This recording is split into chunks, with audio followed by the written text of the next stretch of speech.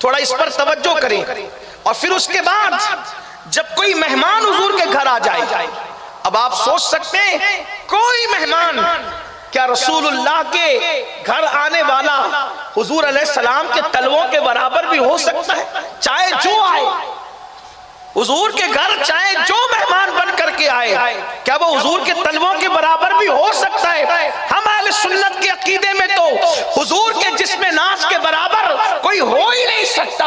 اللہ اکبر. تو حضور علیہ السلام کے گھر صحابہ میں جو بھی تشریف لائے گا، چاہے وہ کسی دیہات سے آیا ہو، شہر سے آیا ہو، کہیں سے آیا ہو، اللہ اکبر، وہ میرے آقا کا غلام ہی تو ہوگا، حضور کے برابر تو نہیں ہو سکتا. مگر قربان جائیں، یہ اپنے نبی کی شان ہے مسلمانوں کہ میرے آقا علیہ الصلوۃ والتسلیم کے گھر جب بھی کوئی آتا، جتنی دیر تک وہ بیٹھا رہتا، میرے آقا بھی اس کے ساتھ بیٹھے رہتے. جب تک کہ وہ اٹھ کر کے نہ جاتا، میرے آقا بھی اٹھ کر کے نہ جاتے، نہ بیزاری کا اظہار فرماتے. اور بلکہ جب وہ اٹھ کر جانے لگتا تو مہمان اگر معزز اتنا، حالانکہ وہاں سبھی عزت دار تھے، لیکن حضور علیہ الصلوۃ والتسلیم کم سے کم مہمان کا اکرام اتنا فرماتے کہ اس کو اپنے دروازے تک چھوڑنے کے لیے جاتے.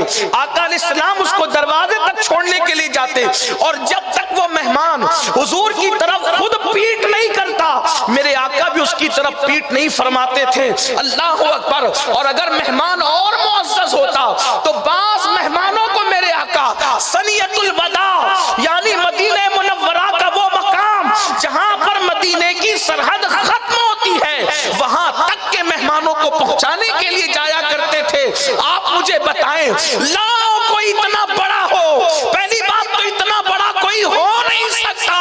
خدا کی مخلوق میں نہ ان سے پہلے کوئی اتنا بڑا ہے اور نہ قیامت تک کوئی اتنا بڑا ہو سکتا ہے. ان کی شان تو یہ ہے، سارے اچھوں میں اچھا سمجھیے جسے، ہے اس اچھے سے اچھا ہمارا نبی. سارے اونچوں میں اونچا سمجھیے جسے، ہے اس اونچے سے اونچا ہمارا نبی. حسن کھاتا ہے جس کے نمک کی قسم، وہ ملی ہے دلارا ہمارا نبی. سب سے اولا و اعلیٰ ہمارا نبی، سب سے بالا و اعلیٰ ہمارا نبی، اپنے مولا کا پیارا ہمارا نبی، دونوں عالم کا دولہا ہمارا نبی.